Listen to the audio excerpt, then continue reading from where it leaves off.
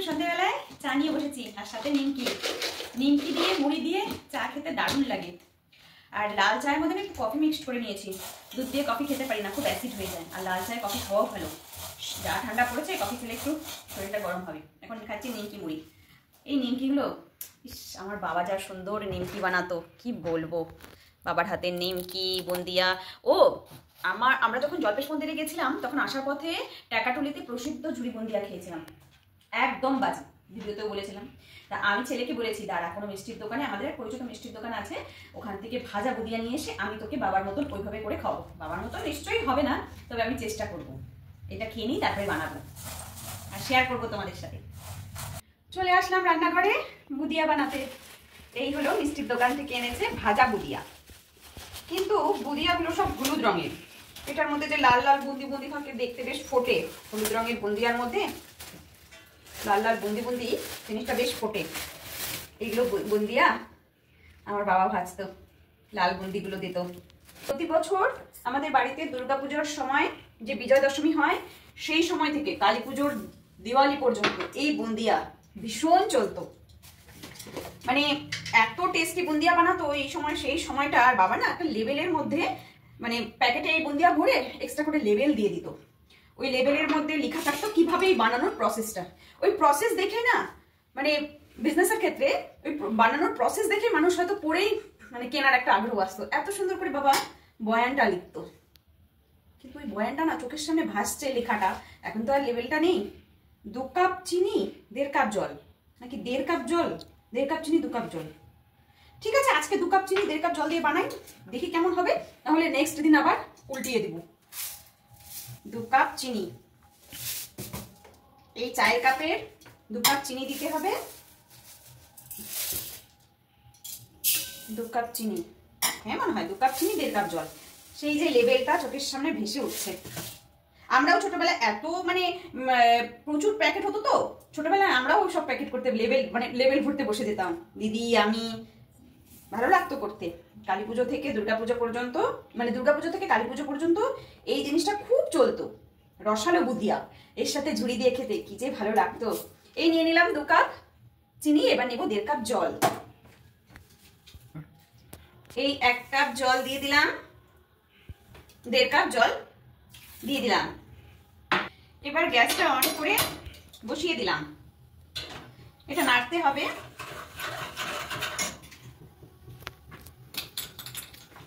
এখন এটা ভালো করে নাড়তে হবে চিনিটা গুলে যাওয়া পর্যন্ত। আর তেজপাতা হলে ভীষণই ভালো হতো, কিন্তু তেজপাতা নেই। দিয়ে দিচ্ছি এলাচ। আমার বাবা এটা বানাতো আর লুচি দিয়ে খেতে ভীষণ ভালোবাসতো। ঝুড়ি বুন্দিয়া, লুচি, রুটি, মুড়ি দিয়ে এই রসালে বুন্দিয়া খেতে এত ভালো লাগে।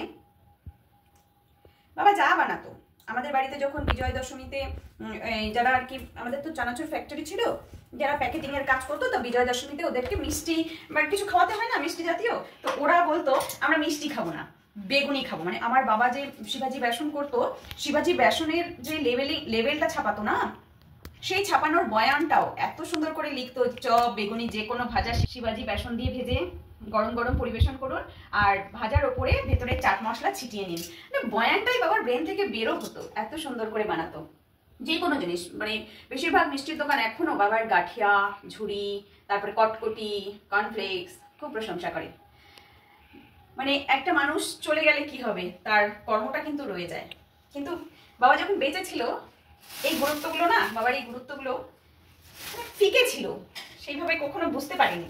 বাবা যখন চলে গেল এখন বুঝি বাবার গুরুত্বটা। আমরা সেইভাবে দিইনি ঠিকই, কিন্তু ভগবান জানি বাবার কতটা গুরুত্ব ছিল।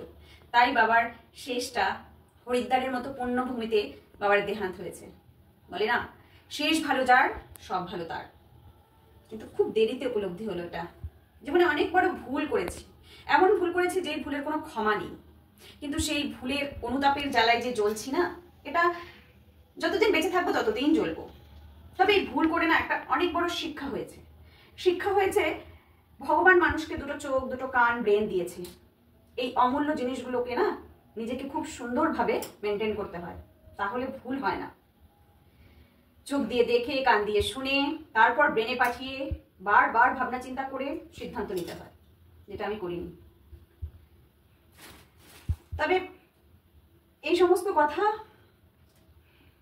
মানে পার্সোনাল এই সমস্ত কথা ইউটিউব চ্যানেলে না বলাই ভালো, কিন্তু আমি এই কারণেই বললাম, আমি যেই অন্যায়টা করেছি সেটা আমি এখন যেমন অনুতাপের জ্বালায় জ্বলছি, তেমনি আমি প্রতি মুহূর্ত মুক্ত কণ্ঠে স্বীকার করি।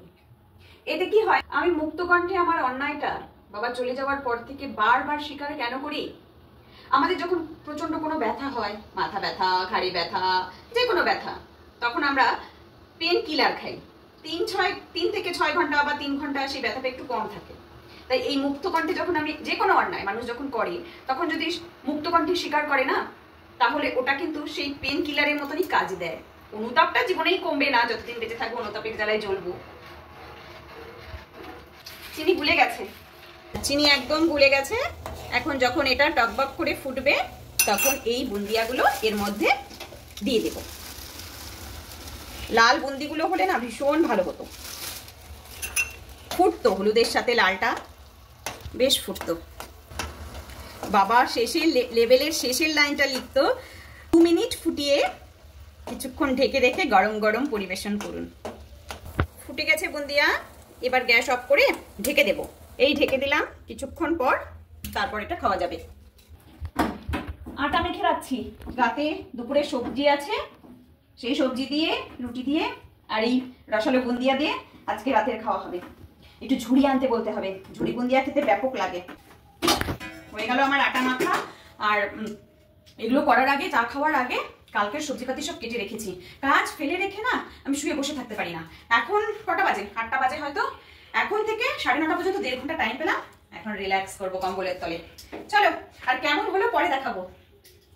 বাইরে প্রচন্ড ঠান্ডা, কনকনে ঠান্ডা। এই টুপিটা মাথায় পরে নিয়েছি। আমার রাতে রুটি বানানো কমপ্লিট। এখানে রুটি বানানো হয়ে গেল। এখন বুন্দিয়াটা দেখাই কেমন হয়েছে।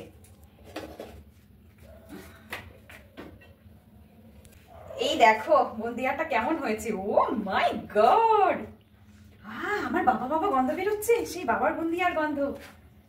রসালো বুন্দিয়া রেডি। এটা ঝুড়ি দিয়ে খেতে যা লাগবে না। এখন আপাতত রুটি দিয়ে খাই রাতের খাবার, এটাকে কালকে খাবো ঝুড়ি দিয়ে। তো আজকের মতো টাটা। কালকে যখন ঝুড়ি দিয়ে খাবো তখন পর্যন্ত ভিডিওটা রাখবো। আজকে বুন্দিয়া খাবো ঝুড়ি দিয়ে। এই ঝুড়ি বাজার প্যাকেট, আর এই হলো বুন্দিয়া। বানিয়ে নিলাম ঝুড়ি বুন্দিয়া। এবার খেয়ে দেখি কেমন হয়েছে।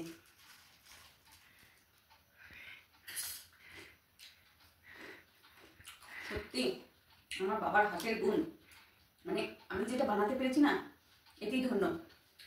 শিয়ালদায় রাজুদার একটা ভিডিও খুব ভাইরাল হয়েছে, 4টে পরোটা, আনলিমিটেড তরকারি, একটা কাঁচা লঙ্কা, একটা পেঁয়াজ, ডিম সিদ্ধ। কি ভাইরাল হয়ে গেছে। এই ভাইরাল শব্দটা যদি আমার বাবার সময় থাকতো না, সত্যি আমার বাবাও ভাইরাল হতো। এই কুন্ডু চানাচুর, কর্নফ্লেক্স, গাঠিয়া, চানাচুর, এত টেস্ট। আমি এই যে এই প্যাকেটটা এতটুকু দেখে আমি তাই ভাবি। আর এইগুলো আমাদের বাড়িতে কত বড় একটা এরিয়ার একটা কি বলবো, একটা ডালার মতন ছিল, কাঠের তৈরি বড় একটা বেলচার মতো দিয়ে যখন চানাচুরগুলোকে মানে মিক্স করতো বিভিন্ন টক ঝাল মিষ্টি মশলা দিয়ে, কতবার যে বাবা সবাইকে টেস্ট করাতো। আমাদের বাড়িতে যদি কেউ পাড়া থেকে আসতো, পাড়া মাঝে মাঝে আসে না পাড়ার লোকজন, সবাইকে টেস্ট করাতো, দেখো তো একটু কেমন হয়েছে, দেখো মানে ঠিকঠাক আছে নাকি, টক ঝাল মিষ্টি সবই লাগছে নাকি।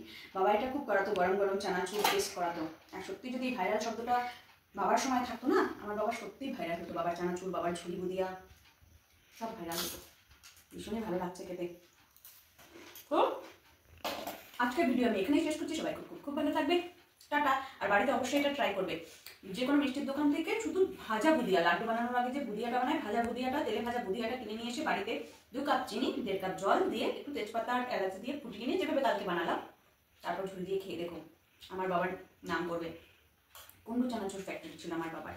আজকে যদি বাবা থাকতো না, তাহলে আমার বাবাও কুন্ডুদা নামে ভাইরাল হয়ে যেত। এই সোশ্যাল মিডিয়া, ইউটিউব চ্যানেল এসব যদি থাকতো, সত্যিই ভাইরাল হয়ে যেত। টাটা।